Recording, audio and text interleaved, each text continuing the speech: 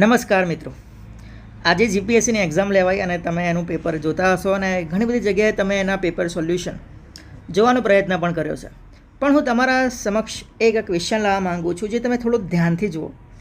એ રીતે જુઓ કે જે રીતે એસ્પિરન્ટ, એક સિરિયસ એસ્પિરન્ટ એ ક્વેશ્ચન જ જોતો હોય. ઘણી વખત આપણને એવું લાગે કે ભાઈ આ ક્વેશ્ચન ક્યાંથી આવે છે ને શું થાય છે ને આપણે આખા યુટ્યુબ ઉપર ને નેટ ઉપર શોધખોળ કરીએ કે ભાઈ ક્વેશ્ચન એકચ્યુઅલીમાં પૂછાય છે ક્યાંથી. પણ આ ક્વેશ્ચન જુઓ કે જીએસટી બિલ લાગુ કરવાના સંભવિત ફાયદા વિશે નીચેના વિધાનો ધ્યાને લો. 1 સેકન્ડ, હું થોડું નાનું કરી દઉં જેથી સરળતા રહે. તો ગુડ્સ એન્ડ સર્વિસ ટેક્સ લાગુ કરવાના સંભવિત ફાયદા વિશે નીચેના વિધાનો ધ્યાને લો. હવે તમે ધ્યાનથી જુઓ કે જીએસટી બહુવિધ સત્તાવાળાઓ દ્વારા એકત્ર કરાયેલા બહુવિધ કરનું સ્થાન લેશે. ધ્યાનથી એટલા માટે કહું છું, વાંચું છું, તમારી સામે ક્વેશ્ચન દેખાય છે છતાં હું વાંચું છું એટલા માટે તમે મારી સાથે સાથે વાંચો જેથી ખ્યાલ આવે. બહુવિધ કરનું સ્થાન લેશે, ભવિષ્યમાં પૂછાયેલું છે આખું સેન્ટેન્સ, બરાબર? એટલે તમે સમજો છો કે આ ક્વેશ્ચન એ કોઈ નવું ક્વેશ્ચન નથી. આટલો ખ્યાલ તો તમને આવવો જ જોઈએ ભાઈ. અને ભારતમાં એક જ બજારનું નિર્માણ કરશે. ચલો ઓકે, સેકન્ડ ક્વેશ્ચન ઉપર આવીએ, સેકન્ડ સ્ટેટમેન્ટ ઉપર આવીએ. જીએસટી ભારતની ચાલુ ખાતાની ખાધમાં ધરખમ ઘટાડો કરશે. ધરખમ સાહેબ, મતલબ કે જોરદાર ઘટાડો કરશે અને તે તેના વિદેશી હુંડિયામણ ભંડોળને વધારવા માટે સક્ષમ બનાવશે. ઓકે, નો ઇશ્યુ. થર્ડ ઉપર આવીએ. જીએસટી ભારતના અર્થતંત્રના વૃદ્ધિ અને કદમાં ભારે વધારો કરશે. મતલબ કે ત્રણે સ્ટેટમેન્ટ કયા છે? ફ્યુચર ટેન્સ છે. હવે એટલું તો કોમન સેન્સ હોવું જોઈએ કે ભાઈ જીએસટી લાગુ ક્યારે પડે તમને ખબર છે? ખેર એ પણ હું તમને કહી દઉં ભાઈ, ખ્યાલ ના હોય તો, કે જીએસટી જ્યારે લાગુ પાડવામાં આવ્યું એટલે જે બિલ, અમેન્ડમેન્ટ બિલ જે રજૂ કરવામાં આવ્યું હતું એ હતું 122 અમેન્ડમેન્ટ બિલ, સુધારા બિલ. અને જે લાગુ પાડવાનો જે એક્ટ છે અને એ તમને બધાને ખબર છે કે 101 અમેન્ડમેન્ટ એક્ટ, બરાબર? 101 CAA, એટલે કે 2016માં એ બધી ચર્ચાઓ પતી ગઈ અને ઇફેક્ટમાં ક્યારે આવ્યો તો 1 જુલાઈ 2017. આ ઇફેક્ટિવ પાર્ટ છે, મતલબ કે 1 જુલાઈ 2017માં એ ઇફેક્ટમાં આવે છે. તો આ ક્વેશ્ચન 2017નો છે, 2025માં પૂછવાની જરૂર શું પડી?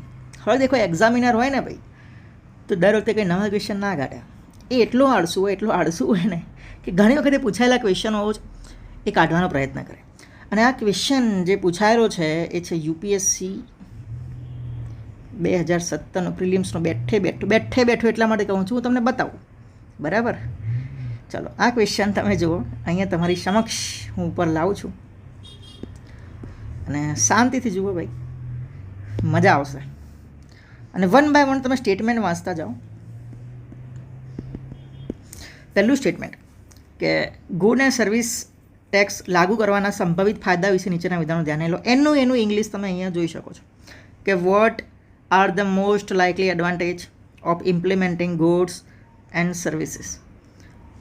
પહેલું ક્વેશ્ચન જુઓ અને એનું આ સ્ટેટમેન્ટ પહેલું સીધું બેઠું છે ને કે બહુવિધ સત્તાવાળાઓ દ્વારા એકત્ર કરાયેલ બહુવિધ કરનું સ્થાન લેશે. It will replace multiple taxes. Second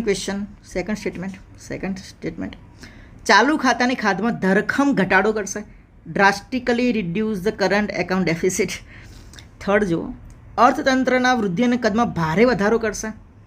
ઇનોર્મસલી increase. હવે દેખો, આના આન્સર ઉપર આપણે આવીએ. જ્યારે આવા શબ્દો આવે ને ભાઈ, ડ્રાસ્ટિકલી એટલે શું થાય ખબર છે? સમજી લો કે આ ગ્રાફ દોરીએ ને તો આ કેવો ગ્રાફ થાય? ગ્રેજ્યુઅલી થાય, આમ ગ્રેજ્યુઅલી. ડ્રાસ્ટિકલી એટલે સાહેબ બૂમ પડે નાખી. તો કોઈ દિવસ ડ્રાસ્ટિકલી ઇન્ક્રીઝ થાય જ નહીં. નવો કોઈ એક્ટ આવે, બરાબર? ડ્રાસ્ટિકલી ઇન્ક્રીઝ કેમ ના થાય? કારણ કે ભાઈ આમાં આપણે ક્રૂડ ઓઇલ ને બધું ઇમ્પોર્ટ કરીએ છીએ તો ભાઈ કરંટ એકાઉન્ટ ડેફિસિટ એ ઘટે કરી રીતે એટલી જલ્દી ના ઘટે. તો સેકન્ડ સ્ટેટમેન્ટ એ ખોટું. હવે થર્ડ સ્ટેટમેન્ટ વાંચો કે it will enormously increase the growth. Enormously કે બહુ જ વધારે પડતું ગ્રોથ કરી દેશે. ભારતની જીડીપી બૂમ પડાવી નાખશે દુનિયાની અંદર, બરાબર? મતલબ કે ફર્સ્ટ રેન્ક ઉપર આવી જશે. કયા રેન્ક ઉપર છે ભાઈ? 5th રેન્ક ઉપર, ઇવન 2025માં પણ, બરાબર?